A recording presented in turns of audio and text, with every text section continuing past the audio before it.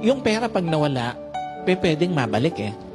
Yung pagmamahal, pag nawala, minsan nababalik pa yon eh. Pero yung panahon, pag nawala, di na ibabalik eh. Ano pinapakita nito? Time never give a second chance. Minsan, pag nawala, again, yung yaman na meron tayo, na ibabalik pa natin eh. Pero pagka yung panahon na yung nawala, hirap na tayo. Gustuhin man nating ibalik. Alam niyo po, when time passes, it will gone forever.